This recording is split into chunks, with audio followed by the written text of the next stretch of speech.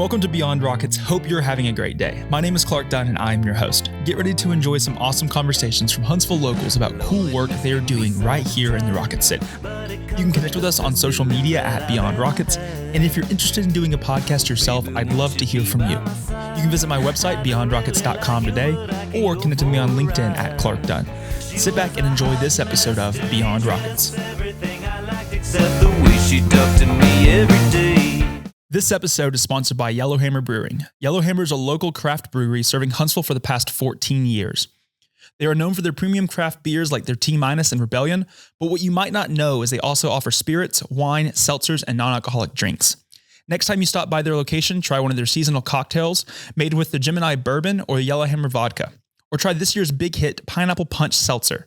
You can find out more information about Yellowhammer Brewery by visiting their website, yellowhammerbrewery.com, or visiting their tap room located at Campus 805. Well, welcome back to the podcast. Thank you. Thanks for having us. Yeah, so we were talking about it a little bit off air, but I had y'all on probably before COVID, right around COVID, before I was married, and so a lot's changed in my life, probably a lot in the business's lives too. But for those who maybe haven't seen your first episode, would you like to introduce yourself? Yeah, my name is Maddie Watkins. I'm Tom Watkins. Yeah, and so y'all have Moon Bakeshop and have been here in Huntsville. How long has Moon Bakeshop been open? We opened April 2019. Okay, so it is the business has grown. I mean, obviously y'all made it through COVID, and we're able to kind of see the fruits of the labor now, and the way Huntsville and downtown has completely changed since y'all have been here. Oh yeah. For those who maybe haven't been to Moon Bakeshop, describe what the space is and what y'all specialize in. Okay.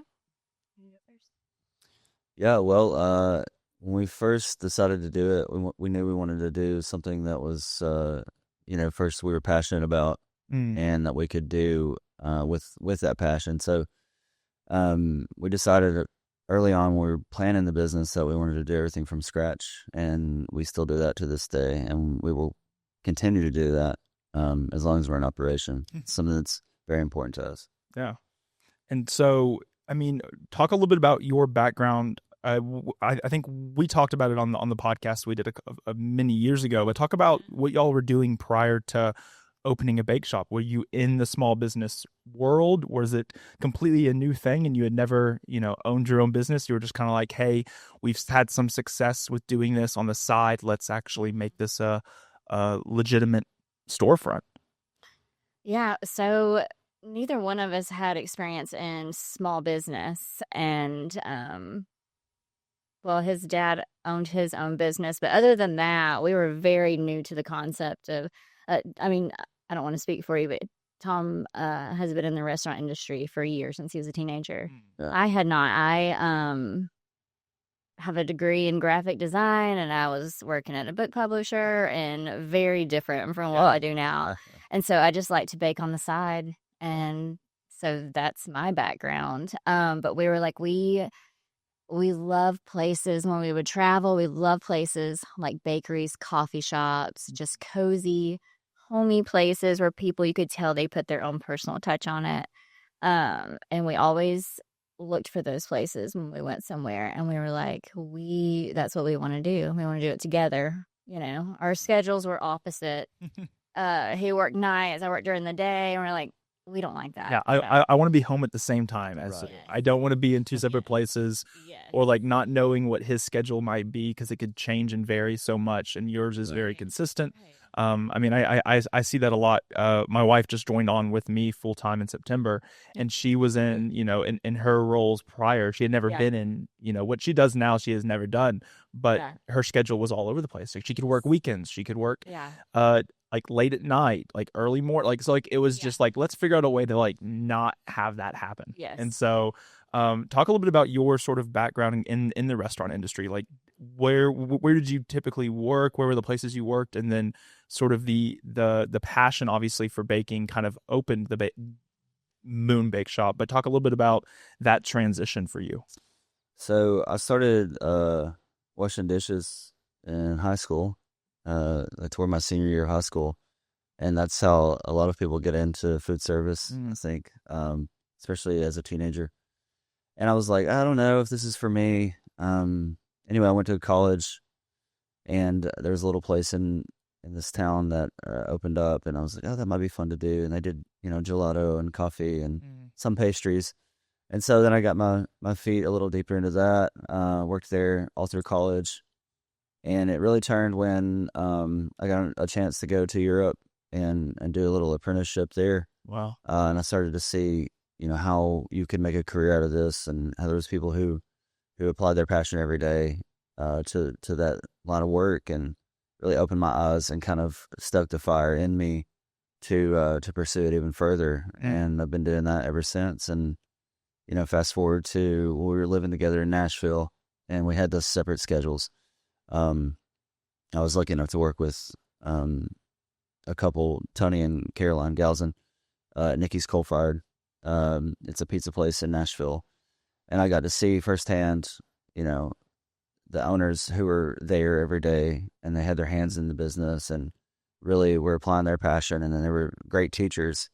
I got to learn a lot from them about owning and operating your own small business as a food service establishment. And that was really, really great experience. And I loved it. And had we not decided to go out and try our own thing, probably we would still be there. Yeah. And so talk about that transition, I guess, from Nashville is where you were prior to moving here to Huntsville. What sort of prompted that move to Huntsville? And then, I mean, it seems like pretty quickly after getting here is when Moon Bakeshop kind of became a thing. Did you already have this idea before you moved to Huntsville, or was this idea born here in Huntsville? We had the idea in Nashville. We developed it while we were still working our other jobs. We had never even done a farmer's market, nothing, no pop-up, nothing. And we just started baking at home whenever we had free time, we would test recipes at home. For our coworkers, our families, just we started honing in on that. We started looking, we would come down to Huntsville and look at places. So that kind of got it going. And was this like 2018 time frame that you were coming down here and looking? Yes. Okay. Yeah, I know that time. It was the very beginning of 2018. And Huntsville looked a lot different then. I mean, downtown looked different. Huntsville and as a whole, I mean, there's so much that has happened since y'all, or so much that has opened and developed since y'all even came here. Right. And really, even in the last few years since COVID, has it even just, I mean, it's just blown up. And so as you got down here in 2018 and you're looking around, was there other places that you were like, maybe we should open up something here, or maybe we should open up something here? Or was downtown Huntsville sort of always the, hey, we would love to be in this area? Yeah, we always wanted to be downtown Huntsville. We knew we needed, since no one knew who we were like, we need to be in a place where people will see us. Yeah. I mean, like they say, location is key. And we initially wanted to be where L'Etoile is right now. Okay. So we looked at that spot right first. down the street from here. Yeah. Yes. Yeah. Wow. And we just saw that it was available. It was just an empty space at that time. We spoke to Jason and Krista at the Preservation Company, and they really we thought it was great. I mean, it's such a beautiful building. I'm just in love with that spot. But we were looking at other places too, and we were like, we really need to be in a place, again, since no one knew who we were, where people can walk. They're already going to downtown. They can just walk right to where we are.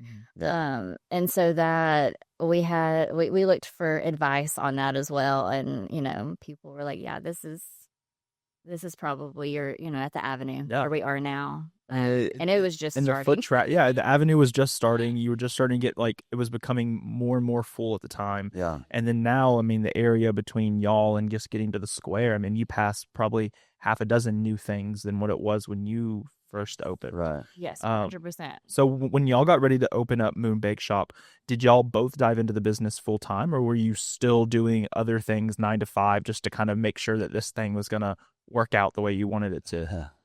Well, yeah, it was full on immersion. Okay. And the crazy part is, the first week we actually opened on April 1st of 2019, and our daughter was born on April 7th. Wow. 2019. So the timing, we talked about off air about how you had a lot going on. Yeah. is it 4 years ago? Yeah. And everything kind of changed for you. Yeah. I mean, it all at once. And because I want to say I probably had, and I don't have to look back at it, and we'll have links to the first time we talked on like in the episode notes if you want to check that out. I look completely different. I mean, I don't think you had long hair or a beard, so like we look different, and we were actually recording it on site. But we'll be sure to have links. But I want to say it was within that first year y'all opened. We had you on the podcast, and so it was probably late 2019. Right. Because it was before COVID, I believe, because like everything was kind of just.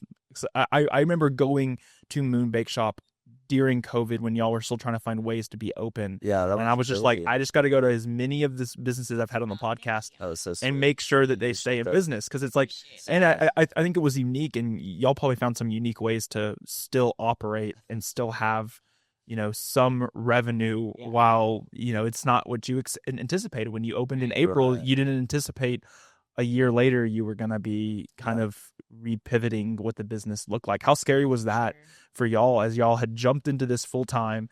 New kid has just arrived. Yeah. And then less than a year, or about a year later, you kind of have to figure out how to operate with the restrictions. Yeah. So we, you know, because we both quit our jobs, we sold our house. We literally sold everything we had to open up the bake shop. We had no choice but to go on, keep going. Yeah. Like whatever we have to do. I mean, this we're is committed 100%. All of them. And especially, just having a baby, we're like, we've got to do this right. We got to make some money. We have to be successful and make people come back.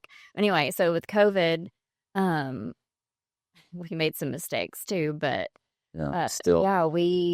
our whole business model was kind of built around people will get here, but then they'll see our items. They're out for everyone to see, and they'll buy more than what they came for. You know, you come for a cookie and you get a scone too. 100%. You know what I mean? And a coffee and whatever else. Oh, yeah. Yeah. I mean, it's the whole atmosphere. So when that's taken away from you, you're like, oh no, you know, what are we going to do?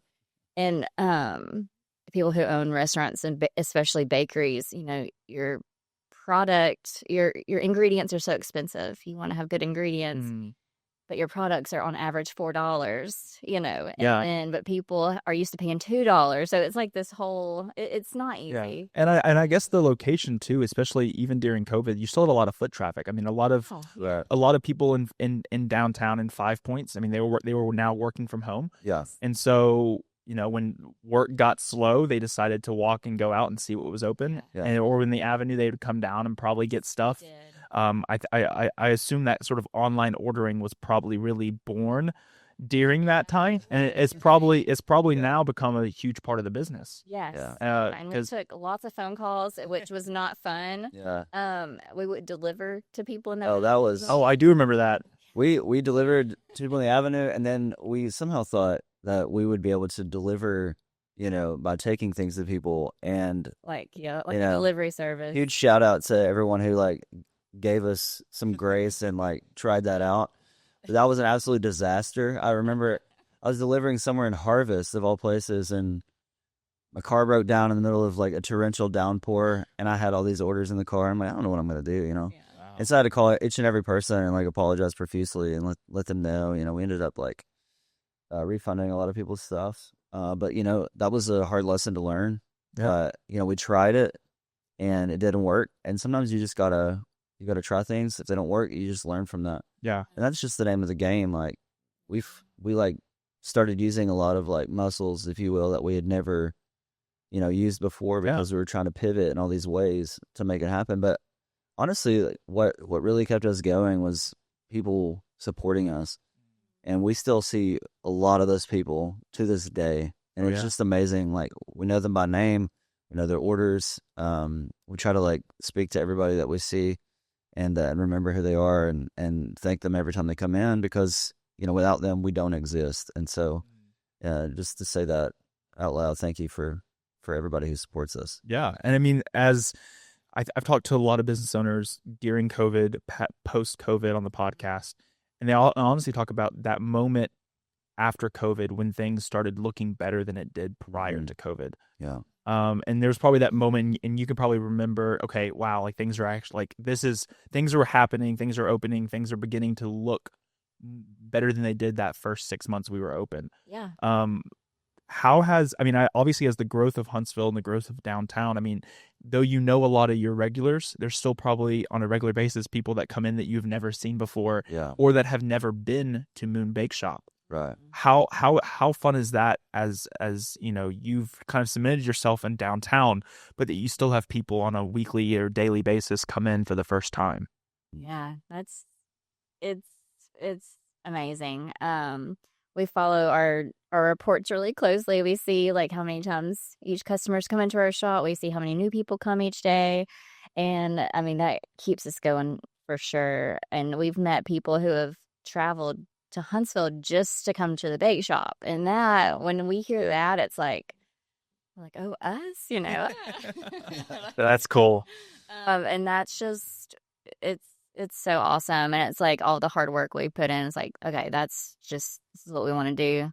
Makes it all worth it. Yeah. Um, For sure. yeah, we meet people from other countries that come in that, it's so cool. Yeah, this past weekend, I think we had a group in from Australia, and they came and stopped at our shop before they headed to the airport to fly back. So that was great to Yeah. they were ending their I trip. think I ran into them at the 106 Jefferson. My wife and I were downtown, and we were going up to the Baker and Abel, and we were on the elevator talking to them. And when they left, I was like, I think they're from Australia. Yeah. And so, but they seemed like they were talking about their experiences, and I overheard just how much they were loving Huntsville and like didn't expect what they had gotten once they Right. got here. And I think that's like a testament not only to how far Huntsville's gotten, but also just, you know, the importance that Huntsville has on small business owners Right. and small businesses. Yeah. Because I mean, those a lot or a fair amount of small businesses did have to close during COVID. Yeah. A lot opened during COVID. A lot Sure. opened weeks, months prior to COVID, and that are still open today. And so I think that's just like a testament just to what the city has done, and then kind of that community that small business owners have here in Huntsville. Yeah. So for those, like we talked a little bit about that experience when you come in, you have like the full assortment of what you have for that day. How often does that sort of change? Is it sort of is it consistently day over day, or does it, or do y'all throw in new and unique things to kind of on top of it to see if the customers like it, if it's something that they've always wanted or didn't know y'all could do? Yeah. There's we have like, you know, a good base of things that we have every day that are kind of staples that a lot of people look forward to. And kind of speaking on, you know, the last topic that we were discussing, it's great to have people like say that they've traveled from here or there to come to just to come to the shop. But what we love is being a part of people's, you know, every day or their weekend routine. Especially on Saturdays, we see a lot of the same families come in on Saturday and they start their day with us, and that's just really special. Yeah. To be like a small thread that's woven into that tapestry of small businesses here in Huntsville. And for us, that's super important. And we have a great team that's able to like nail down the basics, the things that we do every day, but they're also very creative. And we couldn't do without them. They really do apply themselves and really make it what it is. And they come up with different ideas, and we try not to say no. We listen to our customers. If they, you know, have a suggestion, we're like, oh, let's try that out. You know, how can we do this in a way that benefits everyone, a way that's, you know, sustainable, and that will, like, you know, continue going further into the future. If we can, you know, have the first iteration of this kind of beta tested on everyone. Yeah. And then, like, you know, maybe a couple weekends down the road, like it's in its full form, and you know, we're selling out of it on a Saturday. It's like on the weekends, it's hard to not go down to y'all's place and it be full. Yeah. The patio, especially if it's nice weather like it's been lately. It's much cooler than I thought it would be in May, especially end of May, 1st of June, as we're recording this on June 2nd. But it is, you know, if it's nice weather, the patios downtown, the foot traffic downtown is just hard to beat. It's a fun place to be. It's that grab and go option that y'all have where it's like, hey, I just finished lunch, or hey, I don't really want a lunch, but I want something quick and easy, or I just need a coffee as I'm going into the office or going into work, or coming from work. It's like, hey, I need something on the way home. Like this is like it's become people have it, and people are probably listening that have Moon Bakeshop into their routine. It is woven into what they do. It's the thing they look forward to the most. But y'all also have an online ordering and special order sort of stuff. Talk a little bit about what that looks like and sort of what are some of the popular things that you've seen over maybe the last year for people to order and kind of you helping out with their special occasions potentially. Yeah. We've started doing, well, they can special order whole pies, cheesecakes, cookie cakes. We have catering trays now. That's an easy way for someone to just go online and order like a tray of mini scones and muffins or mini cinnamon rolls. We sell a lot of those for baby showers, office parties, like brunch type things. We're planning on growing that too. Like it's just kind of building up. Each year we try to think what can we add to the online platform, you know. We're kind of rebranding our whole cake ordering process right now. Our cake decorator just moved away. She'd been with us since year 1, and now she has moved away. So now we've got to rethink all of that. And that's just part of owning a business, I guess. Yeah. So yeah, that'll be coming out soon in the future. But yeah, we loved online ordering because, and I think the customers really have too, especially for like cheesecakes, cookie cakes, pies. Those are like our 3 top sellers online for sure. And we try to keep it around a 2 or 3 day turnaround. So if they have something for the weekend, they can order on Wednesday or Tuesday, you know, jump on there if they forgot a birthday or something. Yeah. And I mean, so with, you know, kind of this has become owning this Moon Bakeshop and being a small business owner is something that it's been your routine. You've had the business since 2019. It's grown. You've seen different stages and iterations of it. You've pivoted if you needed to. But being a small business owner, your days never look the same. Correct. You know, sometimes on a Monday you're doing a podcast with me, and sometimes you're doing it always changes. Is there a typical day for both of you? What does it look like? When does your day start? And what is sort of the tasks at hand that you typically are trying to accomplish on a daily basis? Say your part first. Yeah, I mean, I think a lot of times as an owner, like your ability to wear different hats is just like maybe the strongest character like facet that you can have, because it's like spinning plates. Like you never know what's gonna go wrong, what you're gonna have to tackle that day. You know, so for instance, you know, a few years back I had to replace a heating element in one of our ovens the week of Thanksgiving. And we needed like full capacity for the ovens to bake all the pre-ordered pies that we had. And so I was like, well, I got to get this part in. And those are things like I said, you didn't earlier, wake up thinking I'm gonna have to replace the heat. That was one thing. I'm like, the oven's gonna live. It's gonna be fine. And then, but those are the things like equipment breaking down, having to replace equipment in a quick turnaround. Like those are the things that usually happens on a holiday week. Yeah, of course. Those are part of part of the process. Couldn't happen in like the slow season. Right. It's gonna happen in the most busiest time of the year. Yeah. Our refrigerator went out 2 days before Mother's Day this year. You know, it's and so those are things that you're not prepared for, but you can sit around and be like, oh, you know, this is not good. Or you can like take action and make something happen, solve the problem. And that's really something I think that we've both gotten better at as you go on, because that's just part of the game. Like any small business owner will tell you that it's just, there is no day that's the same as the one before it or the one after it. And you have to learn to roll with the punches and like handle those curveballs when they come at you and not panic. Because, you know, your team's also looking to you as like someone who's like gonna handle it. You look around the room, you're like, where's the adult? And you're the adult. You're like, what am I supposed to do here? So those are the things that can sometimes keep you awake at night. But I think we've gotten better at handling those things. And as for like a schedule, it's fairly straightforward. When we open at 7:30 in the morning, usually someone's in by 6 o'clock. getting the ovens preheated. We got to, bake all of our stuff off in the morning. And we do like a second bake sometimes in the afternoon, depending on the day, depending on demand. Because we try to keep things as fresh as possible. We're not going to serve anything the next day. That's just not going to happen. It's not part of what we do. And always working on the next yeah, day. always prepping. Yeah. Once you've got the bake off done, then we're going to go into our prep for the next day. And so like today, after we leave here, we'll go to the shop and start prepping things for. Yeah, because like the only days a week that y'all are closed are Sunday and Monday. Yeah, so Sunday's like our true like off day. Yeah, lots out, day off. And then Monday it starts back. It's just no customers. No customers in on Monday. Yeah. It's just the prep day, and usually it's a combination of me and Maddie or another one of our employees. Emma will come in on Monday and handle it. And again, that goes back to having like a good team that we can count on.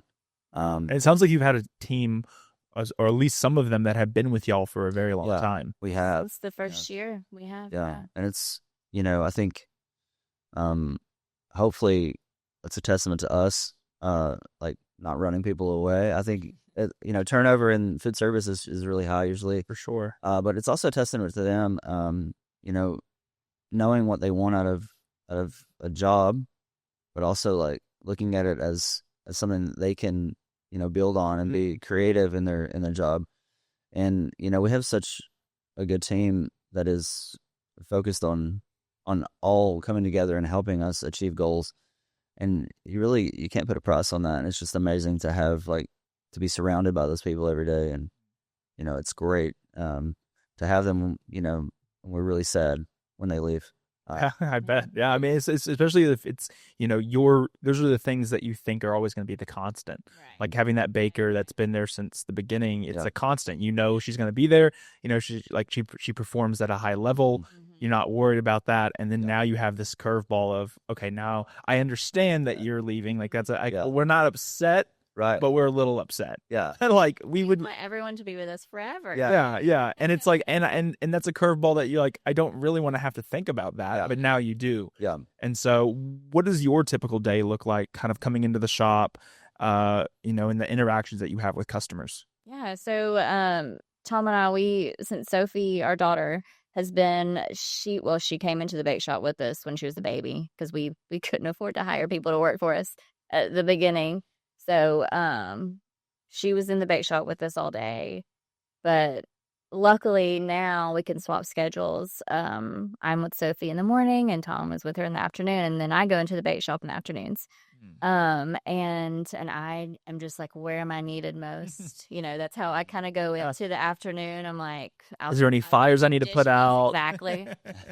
Do dishes. I'm like, do I need to do a good sweep? Go wipe some tables, and then I'm like, oh, I need to do some cookie cake orders or top some cheesecakes or just whatever is needed. I'm kind of in the afternoon, and I love working afternoons because I'm like, I can help tie up. Yeah, and then prepare for the next day. Exactly, because it's a constant sort of, okay, here's what I mean.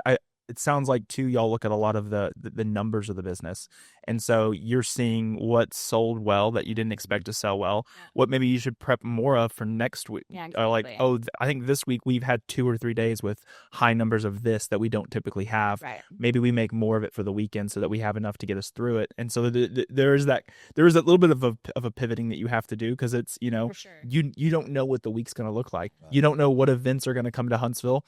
And you're going to have a bunch of people coming in to get coffee and pastries. And you're going to be like, I didn't realize that they were coming in I didn't realize there was this conference at the Von Braun Center for 4 days. And so now you're having to re-prepare and kind of be prepared for what the potential could look like now that you know what's happening a little bit. Right. Yeah, exactly. That's because if we're extra busy on a Saturday, if we're like, okay, we missed an event. What's going on that we didn't know about? Yeah. And there's so much that goes on that it's hard to, I mean, from y'all's perspective, I mean, you can only keep up with so much. Like you're only being able to see, unless you're just spending, you almost need to hire somebody that their sole job is to tell you what's happening in Huntsville. Right. Because there's so much going on that it really does dictate what your days look like and what your weeks look like. Yeah. And I, speaking of that, I try to stay on top of the events, social media, emails.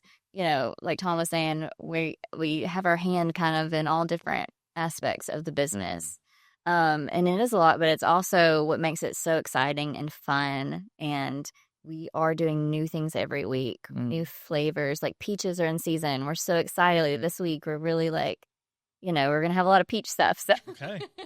our new summer drink menu comes out this week. Like, it's just fun. We get to collaborate with our team and come up with new flavors and keep our returning customers coming back, and they get to try new things. And that's a special thing. Yeah. They don't see the same menu every week. It's going to be different because that's how we're creative. And I mean, this episode will actually come out the second week of June. So that summer drink menu that you talked about will actually be out. So if you're listening to this, go by and get something off the summer menu and see what sort of peach treat you have. Because peaches are in season. I got some last week at the farmer's market down the street. Yeah. And my wife made like this peach cobbler sort of thing over the weekend, and it was amazing. Yeah. So what advice would you give to somebody? Because I think the interest in small businesses has grown over the years, and more people are kind of thinking, hey, maybe I should own my own business. Maybe I could own my own business.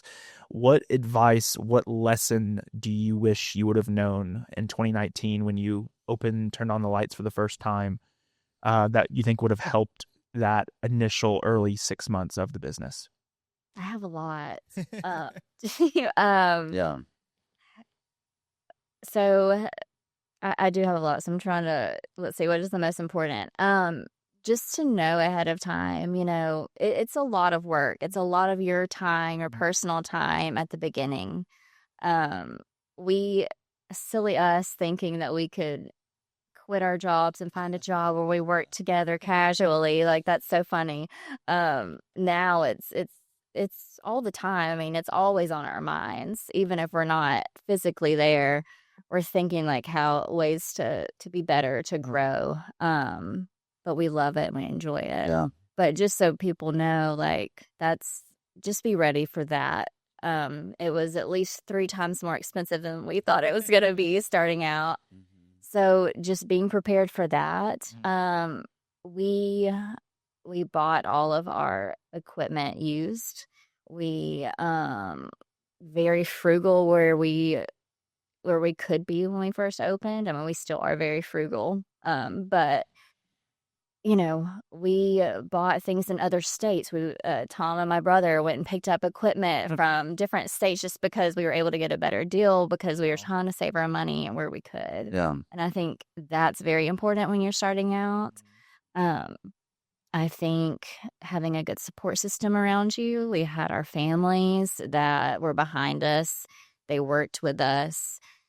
For free. I mean, for weeks, they stopped what they were doing to help us. And just having the other people in your corner, I think it's so important to have that backup system, because it is mentally also taxing at the beginning. So just to have people that they're like, we've got you, Yeah. Everything's going to be okay because you have a support system, Yeah, I think that may not be something that, a lot of people have. Yeah. And we're blessed in that aspect to have had that and to still have it. I think, I don't know, I heard someone say once that the best investment you can make is in yourself.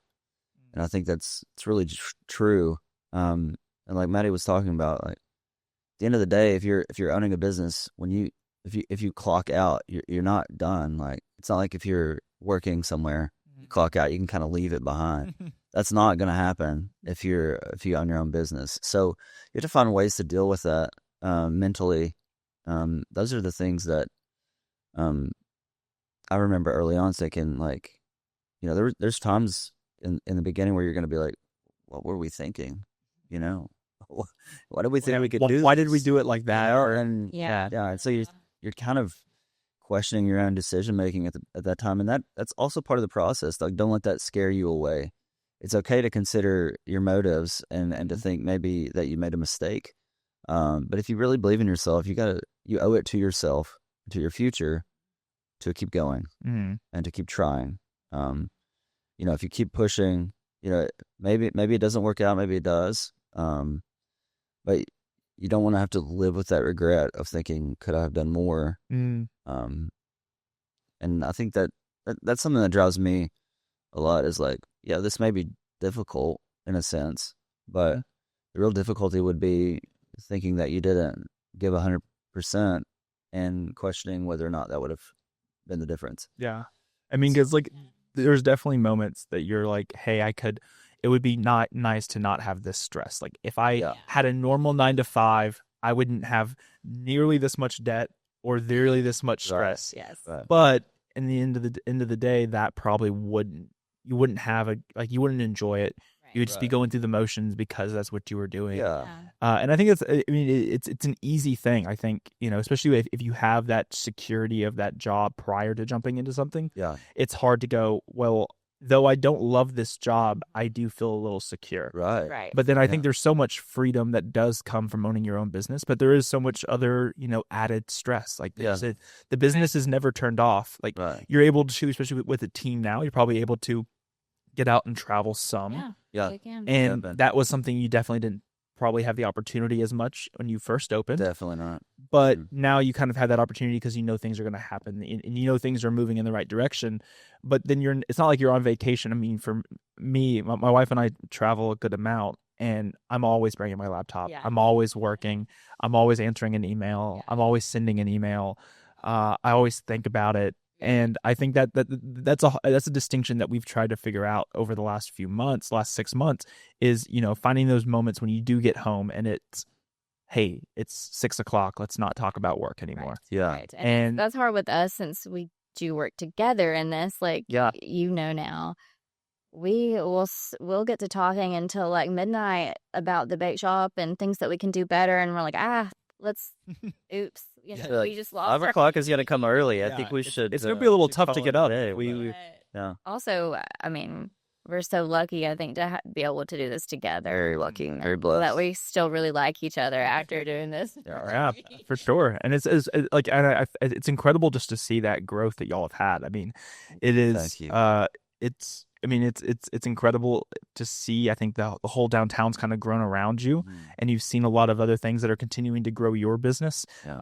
As we sit here in June of 2025, what is sort of the future goals? Is there Moon Bakeshop 2, a second spot? Is there hey, we have another idea for another concept. It's completely different, but we want to open this. Is there any of that talk? Is that something that y'all have discussed over the years, or is what you have with the current shop kind of what you see for the foreseeable future? Yeah. I mean, we're dreamers, especially Tom is a dreamer, and so That's a problem. we're always talking about the future. One day, wouldn't it be cool if this? Yeah. We're constantly talking about that. So we're comfortable now in a way that we're like, we finally were able to buy a house last year. Things like that. Like we're like, okay, now what? Yeah. Our daughter is about to start kindergarten next year. We're in this different phase of life where it's like, do we want to jump into starting a whole new thing right when we start to feel like, okay, we can breathe a little bit. Yeah. And I've tried at least mentally to being like, it's okay to just be in this moment. Yeah. To be happy with where we are, to be at peace with that. I mean, we still have goals that we want to reach in this current location. Yeah. I mean, there's still things that we can do. And so I don't know to say all that. We're both like, I mean, I don't know what the future holds. We're not closed off to anything. Yeah, we're definitely open to things. Yeah, I think that's how we got here in the first place. So being open to the idea of a future that you can kind of, help to shape and mold yourself is always important. And like leaving yourself open, it gives you more options for what you can and can't do. And also like we have, we've got a good team now, and I think that adds to that feeling of being comfortable that we talked about. And there's like a thin line between comfort and complacency. We don't want to cross into that for sure. Yeah. So talking about innovating and adding new things to the menu and trying to figure out new aspects of the business, like those are the things that will stave off that complacency for us. And, we don't want anyone to get burned out. We don't want our team to get burned out. We don't want our customers to be burned out by like, oh, the same old, same old. But, having said that, I think looking into the future, we like Maddie said, like, we like where we're at. We love being part of downtown. We get that question a lot about, are you guys going to open another location? I feel like that's kind of, especially with new developments popping up all across the city. I mean, there's so many different pockets that kind of have the same appeal that drew you to downtown. Yeah, exactly. There's developments in Madison and South Huntsville and all over the place that kind of, have that potential too. Right. But it seems like the dynamic that the two of you have, having that the dreamer, which I definitely think I am that, and with my wife, it's thinking of it's always something new, something different, something exciting, whatever. But then having that dynamic where it does kind of, hey, if things are okay, like things are like yes, let's continue to think about stuff like that, but let's know that like what we're doing right now is good. Yeah, like it doesn't need to be anything that it is what it is, and it's something that it's been successful. Yeah. But let's continue to dream. Let's continue to think about the future, but be okay where we are today. Yeah. Well, I mean, I appreciate y'all both being here. We'll be sure to have all the stuff in the episode notes with links to that first podcast we did years ago. Okay. So if anyone wants to listen to that or watch that, I think the video is on YouTube, so you can watch us. I believe, maybe I'll have to look at that. But I'll be sure to have all the information in the episode notes, links to online ordering, links to your social media, and stuff like that. But I appreciate you both being here. Thank you so much. We appreciate you. Thank you so much for listening to this episode of Beyond Rockets. Don't forget you can subscribe to the podcast wherever you listen and on YouTube at Beyond Rockets. Be sure to follow me on Instagram at Beyond Rockets to stay up to date with new episodes as they are released. Thank you so much for listening, and I hope you enjoyed.